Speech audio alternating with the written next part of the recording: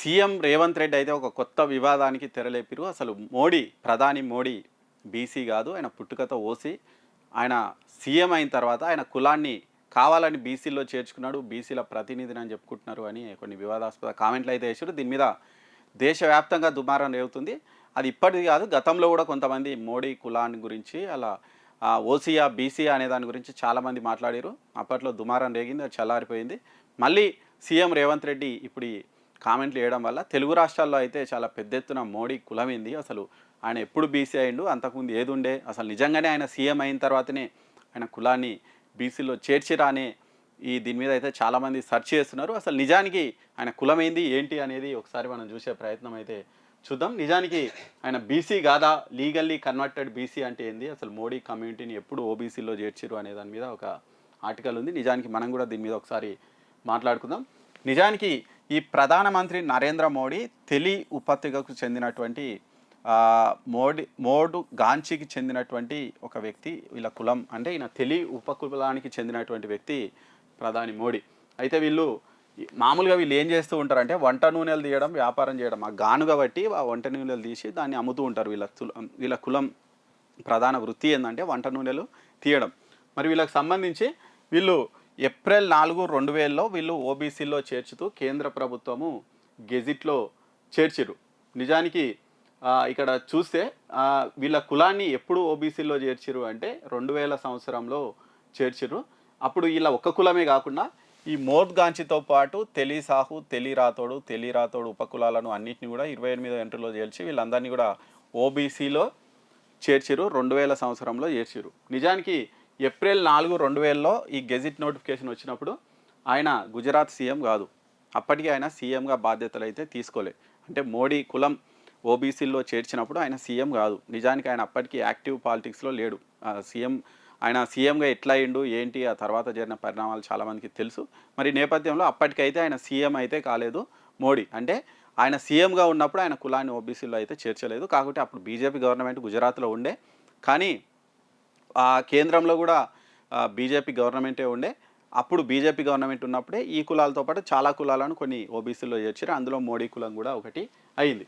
అయితే ఆయన 2000లో కాలేదు, నెక్స్ట్ ఇయర్ ఆయన ఓబీసీలో చేర్చిన తర్వాత, ఆయన కులం ఓబీసీలో చేర్చిన తర్వాత దాదాపు 1 ఇయర్ తర్వాత ఆయన గుజరాత్ సీఎం అయ్యిండు. గుజరాత్లో నరేంద్ర మోడీ 3 టాప్ లీడర్లలో ఒకరిగా ఎదిగిండు.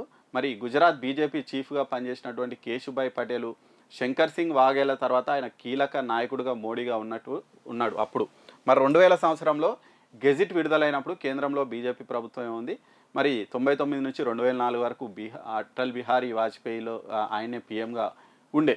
అక్కడ గుజరాత్లో కూడా కేశుభాయ్ పటేల్, బీజేపీ ఉన్నటువంటి కేశుభాయ్ పటేలే సీఎంగా ఉండే. అంటే బీజేపీ కేంద్రంలో రాష్ట్రంలో అధికారంలో ఉన్నప్పుడే ఈ మోడీ కులాన్ని ఓబీసీలో చేర్చరు.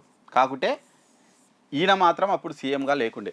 ఆయన కీలక నేతగా ఉండే, కాకపోతే ఆయన సీఎంగా మాత్రము లేకుండే. ఇక్కడనే రేవంత్ రెడ్డి తప్పులో కాలేసిండు. సీఎంగా ఉన్నప్పుడే ఆయన కులాన్ని మార్చుకున్నాడు, ఓబీసీలో చేర్చిండు అని ఈయన కామెంట్లు చేశారు. కానీ అందులో ఆయన మాత్రం తప్పు చెప్పిండు. నిజానికి అప్పటికి ఆయన సీఎంగా మాత్రం లేకుండే మోడీ, కాకుంటే కీలక నేతగా మాత్రం ఉండే. ఇక ఆ తర్వాత కేశుభాయ్ పటేల్ రాజీనామా తర్వాత మోడీకి సీఎం అవకాశం వచ్చింది. కేశుభాయ్ పటేల్ అగ్రవర్ణానికి చెందిన నాయకుడు కాబట్టి కౌంటర్గా బీసీ నాయకుడిగా ప్రొజెక్ట్ చేయాలనే ఆలోచనలో భాగంగా ఈ మార్పులు జరిగాయనే ఆరోపణలు అప్పట్లోనే వచ్చినాయి. మరి హిందుత్వ నాయకుడిగా పేరున్నటువంటి మోడీకి ఆయన కులాన్ని అంతే బలంగా ప్రొజెక్ట్ చేసుకోవాల్సిన అవసరం కూడా లేదన్న విశ్లేషణలు కూడా వచ్చినాయి. సరే, ఓవరాల్గా ఎట్లున్నప్పటికీ మరి ఈయన సీఎం కాకముందే బీసీగా మారిండు. ఆయన కులాన్ని బీసీగా మార్చారు. అంటే ఈయన కులం కొన్ని రాష్ట్రాల్లో ఎస్సీ జాబితాలో ఉందంట, కొన్ని రాష్ట్రాల్లో ఎస్టీ జాబితాలో ఉందంట. ఎస్సీ కాదు, ఎస్టీ జాబితాల్లో కూడా ఉందంట ఈ మోడీ సంబంధించినటువంటి కులం, ఈ తేలి ఉపకులం అనేది. అంటే ఇక్కడ కూడా మనకు చాలా ఉంటాయి. రెడ్డి ఉంటే కొన్ని దగ్గరలో ఓసీలు ఉంటారు, ఇంకో దగ్గరకు పోతే బీసీలు కూడా అవుతుంటారు. అక్కడ ఉన్నటువంటి సామాజిక పరిస్థితుల వాటి వల్ల వాళ్ళు ఓసీలుగా బీసీలుగా మారుతూ ఉంటారు. వీళ్ళు కూడా అంతే. కాకపోతే వీళ్ళ కులాన్ని కేంద్ర ప్రభుత్వము 2000 సంవత్సరంలో బీసీలుగా మార్చింది. అప్పట్లో కేశుభాయ్ పటేల్ గుజరాత్ సీఎంగా ఉండే. ఆ తర్వాత కేశుభాయ్ పటేల్ దించేసి మోడీని సీఎం చేసిరు. మరి ఓబీసీ ముఖ్యమంత్రిగా వాళ్ళైతే ప్రొజెక్ట్ చేసిరు. దానికోసమే వాళ్ళ కులాన్ని మార్చిరని అప్పట్లో కూడా కొన్ని ఆరోపణలు అయితే వచ్చినాయట. కానీ ఆయన హిందుత్వ నేతగా వచ్చిండు, ఈ బీసీలకు ప్రతినిధిగా రాలే, ఓల్ హిందువులకు ప్రతినిధిగానే ఆయనను సీఎంగా చేసిరన్న వార్తలు కూడా వచ్చినాయి. మొత్తంగా దీని మీద చాలాసార్లు కౌంటర్లు ఎన్కౌంటర్లు అయితేనే ఉన్నాయి.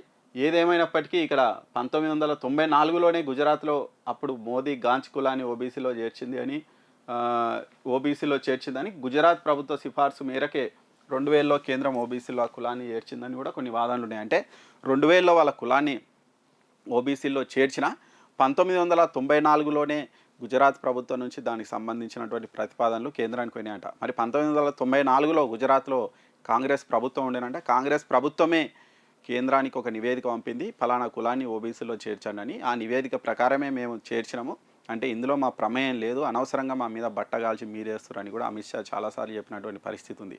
ఏదేమైనప్పటికీ మోదీ కులం అనేది 94లో ప్రతిపాదనలు పోతే 2000 సంవత్సరంలో ఓబీసీలో చేర్చారు. అప్పుడు బీజేపీ గవర్నమెంట్ అయితే ఉండే, కానీ 94లో కాంగ్రెస్ గవర్నమెంట్ ఉండే. కాంగ్రెస్ గవర్నమెంట్ ప్రతిపాదనలు పంపితే బీజేపీ గవర్నమెంటు దీన్ని ఓకే చేసింది. కాబట్టి ఇందులో ఎలాంటి రాజకీయం లేదు, వాళ్ళు చాలా లీగల్గానే వాళ్ళు ఓబీసీలో చేర్చారు, ఇందులో తప్పు లేదు. కానీ ఇప్పటికీ రేవంత్ రెడ్డి వంటి వాళ్లకు కనీసం ఆ జ్ఞానం లేకుండా వీళ్ళన్నీ కూడా ఇలాంటి విమర్శలు చేస్తున్నారు అని మరి బీజేపీ వాళ్ళు అయితే విమర్శిస్తూ ఉంటారు. మొత్తంగా ఇది అంటే మోడీ కులం ఏంది, దాన్ని ఎప్పుడు చేసిరు అనే దాని మీద ఇది ఒక డీటెయిల్ ఎక్స్ప్లెనేషన్ అన్నట్టు.